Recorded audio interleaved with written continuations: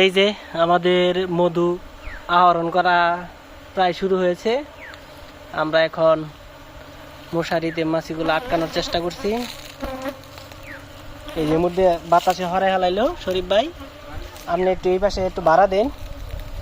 আমরা ইতিমধ্যে দেখতে পাচ্ছি আমাদের মশারিতে প্রায়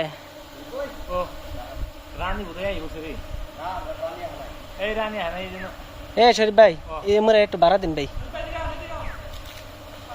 মোরা ভাড়া দেন, এই যে মোরা উড়াইলো। এই শরীফ ভাই আগে আনেন, এটা না আগে ওইটা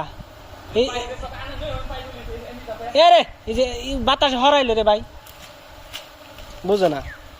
আমরা ইতিমধ্যে দেখতে পাচ্ছি প্রায় হাজার হাজার মাছি আমাদের মশারিতে ইতিমধ্যে বন্দী হয়ে গেছে। এই মধু আহরণের জন্য আমাদের শ্রদ্ধেয় বড় ভাই শরীফ ভাই ভবানীডিকের নাম করা মধু আহরণকারী, তিনি ইতিমধ্যে মধু আহরণ করার কাজ শুরু করে দিয়েছে। বিড়িতে দিলে টান দিয়ে নিল। এখন আমরা দেখতে পাচ্ছি মাছি অনেকটা পাগলাটে হয়ে গেছে, বাসা থেকে সকল মাছি বেরিয়ে পড়েছে।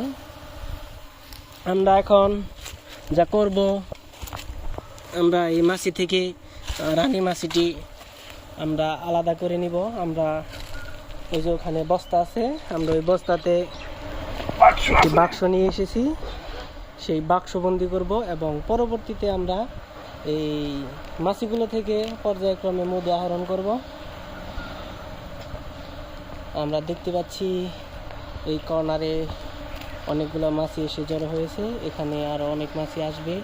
আমরা তারপর সেখান থেকে আমরা রানী মৌমাছিটি আমরা আলাদা করব, খুঁজে বের করব। খুঁজে বের করে আমাদের যে বাক্স আছে সে বাক্স বন্দি করব এবং যখন সন্ধ্যা নেমে আসবে তখন সকল মাছি সে বাক্সে চলে যাবে। আমরা শুধু রানী মৌমাছিটি ধরার জন্য এভাবে এই বুদ্ধি করে মশারি টানিয়েছি, যাতে সকল মাছি এই মশারিতে আটকা পড়ে আর সেখান থেকে আমরা রানী মাছিটি ধরতে পারি, সেজন্য কোনোভাবেই আমাদের হাত থেকে পালিয়ে যেতে না পারে। আমরা সেই মাছিটিকে ধরব।